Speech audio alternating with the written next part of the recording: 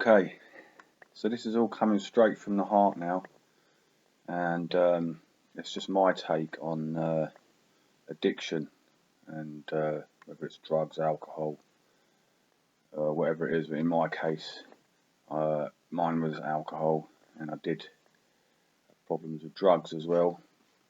Probably a bit of addiction with football hooliganism.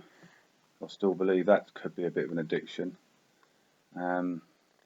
What were the factors behind it all? I mean, there's a lot of scientific research done in it. There's a lot of social aspects. When I was born 6 weeks premature. My mother was drinking very heavily when she was pregnant with myself, and I was born with yellow jaundice, which means liver damage. I was yellow, so I believe possibly I was born craving for alcohol.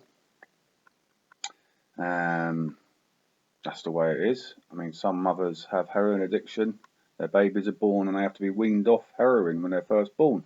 So was it like something that was in my brain already, in my bloodstream? Who knows? I have suffered sort of... Anyway, I'm not going to go into that, right? That kind of aspect. That's factor number one. Factor number two, my mum was an alcoholic. I was brought up, she left my father, who also has alcohol, who loves alcohol. My father was split with my mum. She had boyfriends, and it was very, very, say, a troublesome upbringing. I witnessed a lot of drunken violence. My mother was very, very angry for her own reasons. She also had problems with alcohol, and then was later diagnosed with, mental health issues, and was locked up in psychiatric hospitals, etc. So I grew up with no guidance whatsoever. I was quite intelligent at school, and then I went off the rails. I discovered glue sniffing, which is solvent abuse, and cider, and straight away it took me away from all my horrors I was witnessing indoors and all my troubles. It was an escape. So let's just say that those substances and alcohol were used as a painkiller for me. It was my escapism. People use heroin, they say that's the most peaceful drug on earth to escape pain, etc., and horrors. Anyway, that's factor number whatever I've said already. Then I was scared. I was a very scared young man. What was going on? I was taken away at an early age, put into a troublesome home for kids. Then I was brought up by another family's parents. Kind of got led down the wrong path. I was easily led, got involved in a lot of silliness, drunken fighting in pubs, drunken fighting at football, which was a great release for myself, because I had many anger issues which stemmed from my fear of life. So at football, it was almost like I discovered a sense of belonging, and I actually became somebody. And along with all the alcohol, I had no boundaries. I didn't know when to call it a day. I got arrested many times. I ended up in prison 7 times over the course of my life, mainly for drunkenness. In fact, every single time it was alcohol related, I would have been drunk. If I wasn't drunk, I was arrested when I was sober a bit later on for something I did when I was drunk. So even now, listing all the consequences. I left my first wife. I got married. The second, when I came out of prison, the last time I discovered ecstasy through a friend of mine. I didn't want to take it. I did, which maybe kind of took me to a whole new level. And it made me, it did stop me from fighting in a way, actually, although I used to get paranoid and come downs and get a bit angry and aggressive. Then, as life went on, I left my first wife because I chose alcohol over her, and I'd done many stupid things. I put my fist through my sister's window, nearly killed myself. Just an angry outburst, loads of angry outbursts.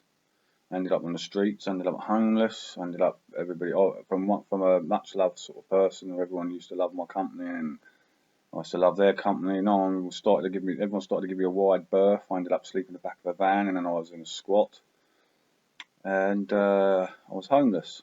That's where it took me. And then I was always a hard worker. It started to affect my work. I couldn't face work without drinking or doing something. And then, I rapidly saw myself going downhill, psychologically, psychiatrically.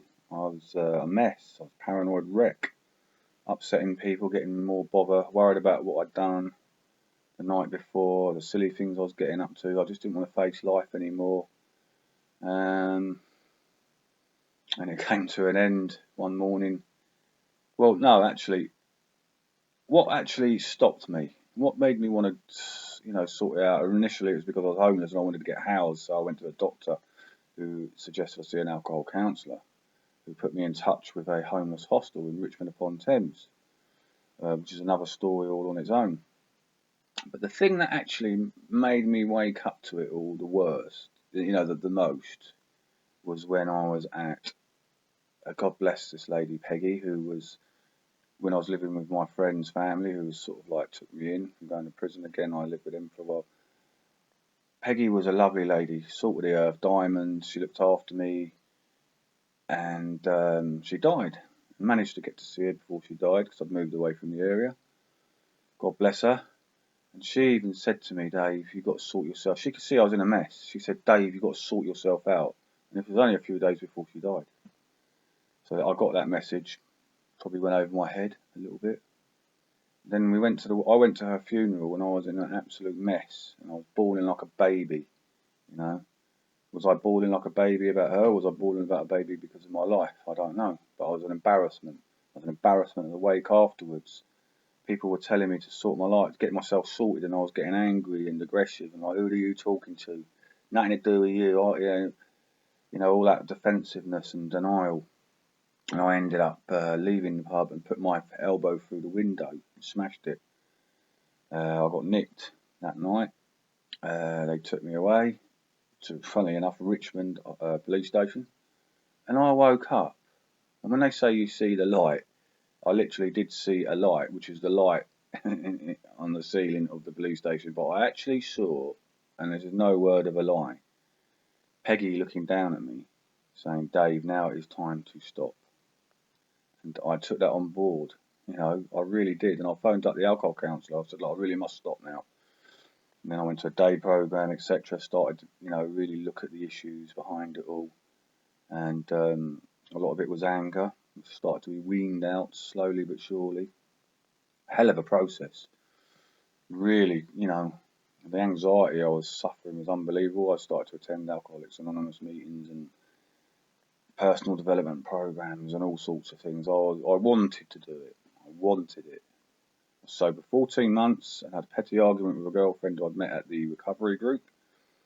And I drank for about a week. And I literally went straight back to square one again after being 14 months sober, thinking I could control my drinking, and I couldn't. It was apparent to me that was the last time I ever drank. I went back to AA, got help again, and went through the whole 12-step process, which helps you look at yourself, your whole way of being. It's a spiritual program. I'm a believer of a holistic program, an all-round program. But I do believe it's all centered in the mind mostly. Depends. There are different types of alcoholic, addict, or whatever. Some people had great lives. They just became addicted, shall we say. Loved too much of it. But it's now 15, 16 years since I've not touched anything at all. Totally sober and clean. And I'm left bare with life, having to deal with anything without having a crutch to rely on. I stopped all the violence at football as well because, it's another consequence. It's stupid. And it was all tied to that. So I haven't been in trouble, Hey presto, no more alcohol, no more drugs, no more trouble, I'm not perfect, good days, bad days. But, it's not easy for people to understand. They just look at someone and think, why the hell are they doing that? Why can't they just stop? Well, it's not that easy. You really do need to look inwardly and have a look at yourself. really look at yourself. And you know, there's certain aspects of my life that ain't great at the moment. Superb. My life's so much better though. Don't get me wrong. I'm in Ireland now, living a lovely life. Going to buy a cottage with my wife. But certain personal issues are still there. They're not destructive in any way like they used to be. But you know, it's a work in progress. And it was actually a friend of mine who from football, who goes to QPR, the team I support, Simon, and he works for DWP, asked me to do some kind of talk. This is about as long as I'm going to make it because I don't want to bore everyone to death. But I hope it helps. Hope it helps people understand a little bit. You know, the workers down at DWP and other places, just to understand a little bit more. It's not plain cut. It's not simple. It's not easy. People need help, or they don't get their own help. They really need to look inwardly at themselves and you know what took you to that point. And I would suggest everybody get help in the early days, at least for the first 2 or 3 years. Stay in support of some description and keep talking. Be honest. It's all about being honest. No more denial. Get the help you need. Ask for help. The help's out there. But as a worker, don't be frustrated with people if they're not getting it. They need someone to listen to them. They need someone to kind of understand them. And they need time. Time's the healer. It's not a quick process. I worked in drug and alcohol for 7 years myself. I became a qualified counsellor. But it all became about the targets to meet. Oh, why are you getting these people sober or, you know, clean? Just not that clean cut. Remember that. And yeah, just give people time. That would be what I'd say. And they will get it. They will get it. But they have to want to themselves. Someone doesn't want it themselves, ain't going to work. Anyway, good luck to everybody. And I hope this does help in some way. Yeah. And all the best.